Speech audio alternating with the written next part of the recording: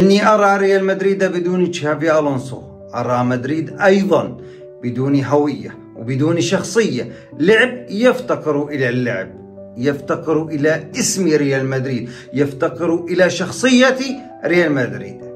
وعدنا لكم من جديد بعد فترة غياب بسبب وفاة والدتي، وكل الحب والاحترام والتقدير لكل من قدم واجب الأعزاء إن كان بتعليق أو رسالة.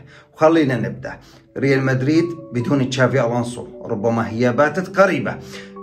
فيديو بدون تحضير، بدون كتابة، كلام من القلب إلى القلب، وأتمنى أني أصيب ما أخطئ معكم. ريال مدريد 3 مباريات و3 تعثرات بدوري أبطال أوروبا والدوري الإسباني. مع دوري أبطال أوروبا ليفربول كل يوم عم ينغلب، كل يوم الثاني عم ينغلب من فريق من الدوري الإنجليزي، لكن ليفربول علم ريال مدريد وعلم على ريال مدريد بقلب الأنفيلد بليفربول بهدف دون رد، ولولا كورتوا كانت النتيجة كبيرة جدا جدا جدا. أمام رايو فايكانو أيضا تعادل بدون أهداف، وفي الأمس تعادل أمام ألتشي بهدفين لمثلهما، أي هناك 3 تعثرات.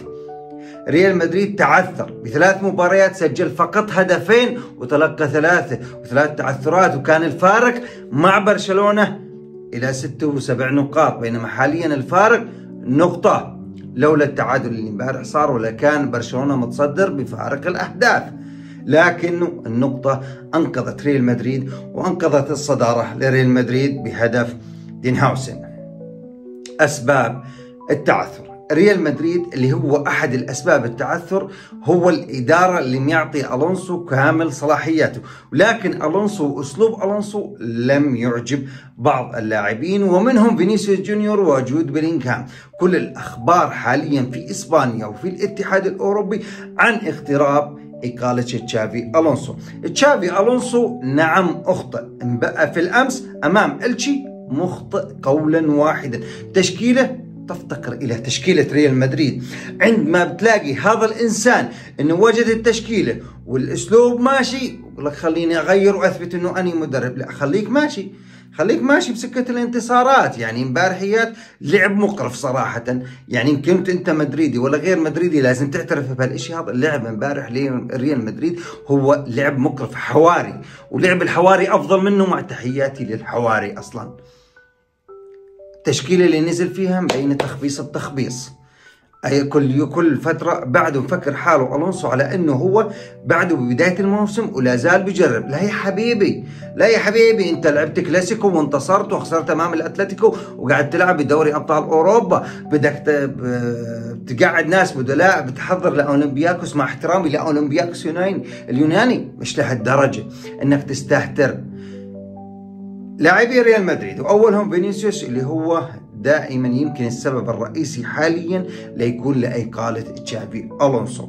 ليش؟ لأنه فينيسيوس جونيور ما بيحبش الجلوس تحت البدلاء، وشفنا أكثر من فترة النقاش حتى من مباراة برشلونة بالكلاسيكو.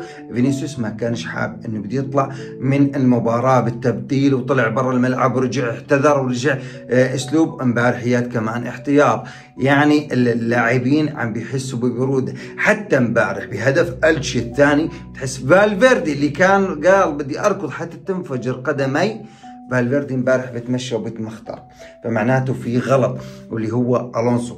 في احتمالات انه يطير ألونسو بأقرب وقت اصلا، وفي احتمالات هناك بدلاء كثير. طبعا افضل اسمين مرشحين حاليا بالسوق هم زين الدين زيدان ويورغن كلوب. أنا بتمنى إنه يجي، لأنه طلب مبامبي على ليفربول، هسه مبامبي موجود بريال مدريد، طلب تشاوميني على ليفربول وموجود تشاوميني، طلب فالفيردي على ليفربول وموجود فالفيردي، طلب كامافينجا نفس العملية وكورتوا. فاللاعبين اللي بيحبهم يورغن كلوب موجودين بريال مدريد. ألونسو أسلوبه لم يتناسب مع لاعبي ريال مدريد وأسماء ريال مدريد، لأنه ألونسو بيفكر حاله مع باير ليفركوزن، مع تحياتي أيضا لليفركوزن، بيفكر على أنه لاعبين شباب وراح يردوا عليه بأي كلمة وبأي أسلوب. لا، هذول نجوم أكبر من الشباب الموجودين عندك بباير ليفركوزن، يعني مختلف. طبعا اللاعب هون اللاعبين بشكل عام، واللاعب إذا كان نفسه خارج الملعب ما راح يقدم الأداء المطلوب. ريال مدريد تعثر، طبعا تعثر هدفين ب3 مباريات، خسارة أمام ليفربول وتعادلين بالدوري الإسباني، وهذا صار الفارق نقطة واحدة مع برشلونة الثاني. طبعا هالأداء اللي بيقدمه ريال مدريد وإذا استمر بهالشيء هذا بحب أبارك لبرشلونة بالدوري صراحة، لأنه أداء ريال مدريد ليس بالمستوى المطلوب، بتلاقيه مرتفع بتلاقيه منخفض، ما في حتى وسط ما فيش. يعني ألشي امبارحيات التعادل من 1900 وخشبه لحتى أنه قدر يتعادل مع ريال مدريد، ولكن ألونسو فقد السيطرة.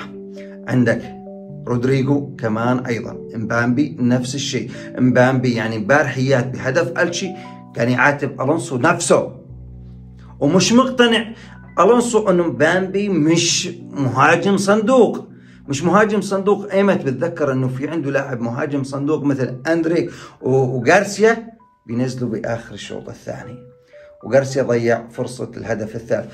طبعا حتى لو انتصر ريال مدريد بالأمس ما كان راح يخفي العيوب اللي ظهر فيها ريال مدريد، عيوب كثيرة. طبعا لهون يمكن أكون خلصت الكلام والكلام عندكم البقية، لكن ريال مدريد بيعاني جدا بشكل مش كبير. هي مشكلة إدارية ما بين اللاعبين وبين المدير الفني ألونسو فقد السيطرة على غرفة ريال مدريد صراحة، واللاعبين بدأوا بالتمرد بالكامل، من جود بيلينغهام، بامبي، فالفيردي، فينيسيوس، رودريجو، الكل فقد السيطرة عليهم. ألونسو طبعا مش عارف، ألونسو هو بيظل يجرب لحتى انه يفقد كل شيء، وحتى يلاقي حاله خارج السور وخارج البرنابيو، وهذا أنا اللي شايفه قريب جدا. والمدربين بدلاء الله أعلم، لكن بتمنى يكون كلوب. زيدان رغم هذا حقق ثلاثية تاريخية، لكن زيدان ما أتوقع يجي، لكن نقول إن شاء الله يورجن كلوب يجي، لأنه يورجن كلوب عنده الحماس دائما. كالعادة معكم ماهر أبو سليمان، تحياتي وشكرا مرة ثانية على التعزية، تحياتي لكم جميعا، بأمان الله.